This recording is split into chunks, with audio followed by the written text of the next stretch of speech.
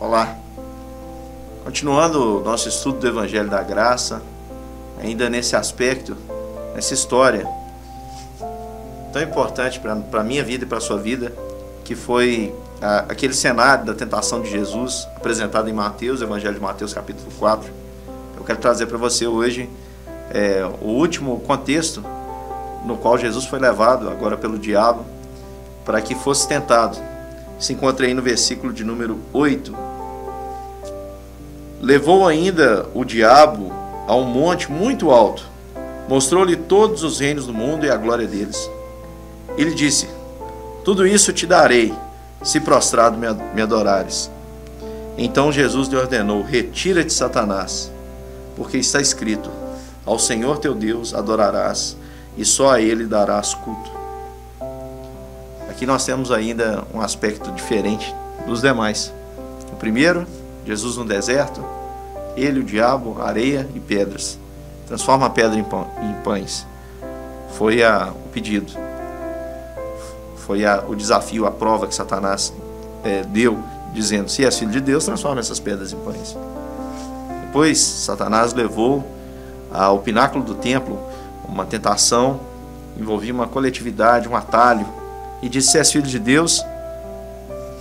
Deus, lança-te daqui para baixo, porque os seus anjos, está escrito, eles vão te sustentar, nenhum mal vai te acontecer, vão te livrar de tropeçar e tudo mais.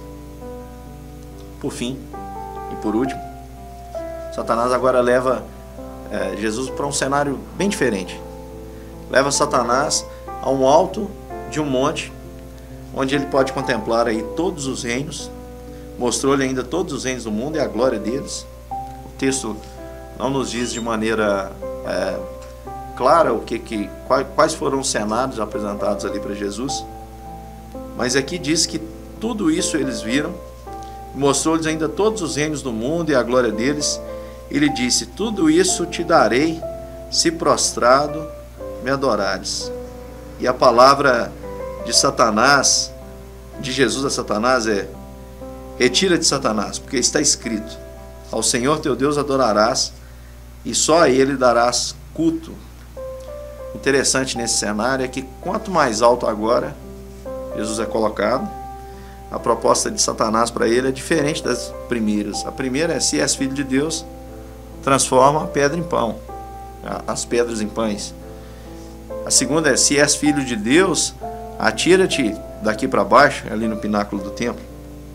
Agora, na terceira, o que o diabo pede a ele, Satanás pede a ele é: tudo isso eu vou te dar, se você prostrado me adorar, se você se ajoelhar, se você se dobrar, se você se curvar. Agora, quanto mais alto, mais propensa e maior é a tentação para que aconteça ali um dobrar-se diante do tentador.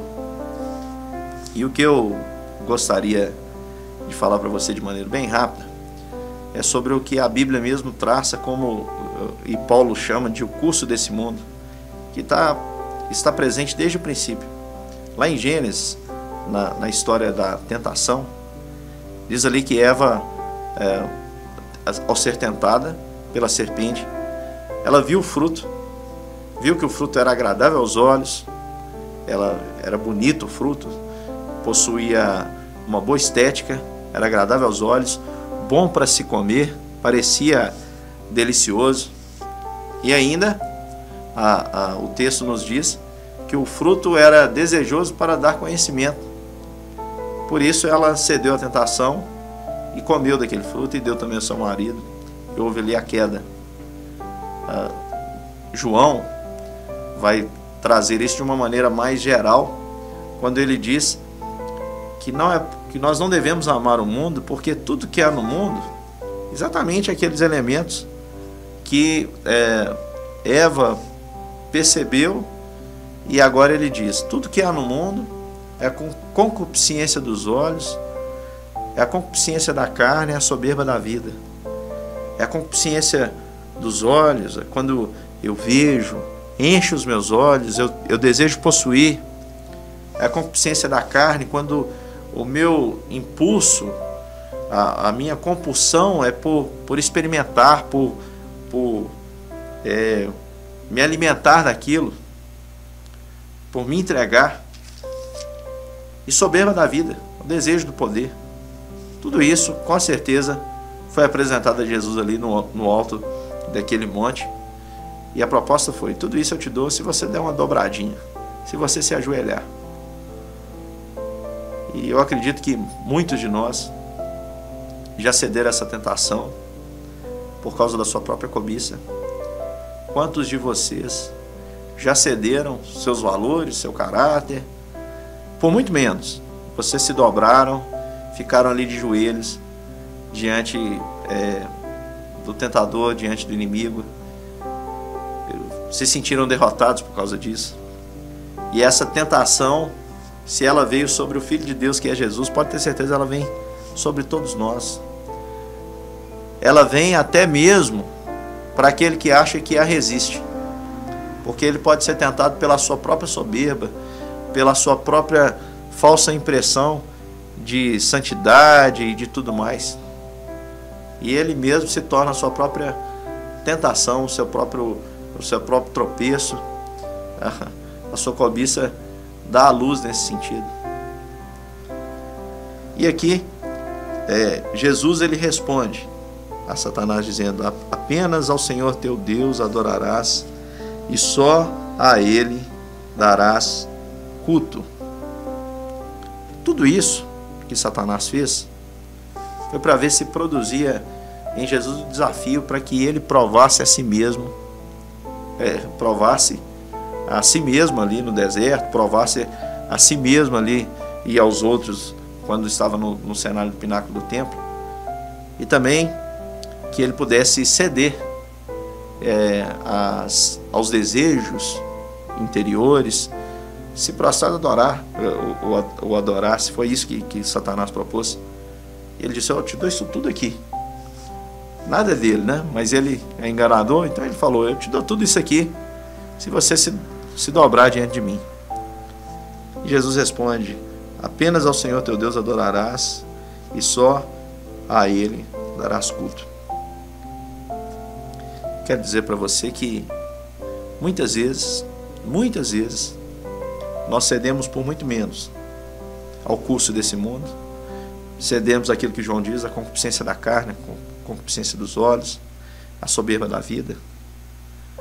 Quantas vezes coisas que você sabe que são realmente agradáveis aos olhos, a sua pulsão aponta para aquilo ali, você deseja experimentar, mas sabe que não deve.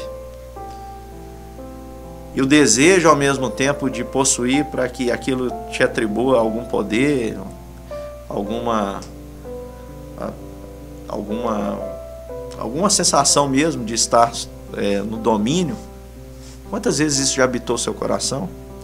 E quantas vezes você cedeu? Aí você diz assim: nunca aconteceu comigo, eu nunca vi o tentador chegar para mim e dizer assim: olha, eu te dou isso aqui se prostrado me adorares. Mas todas as vezes que você age contra o bem, contra o amor, todas as vezes que você dá voz à cobiça que habita no seu interior,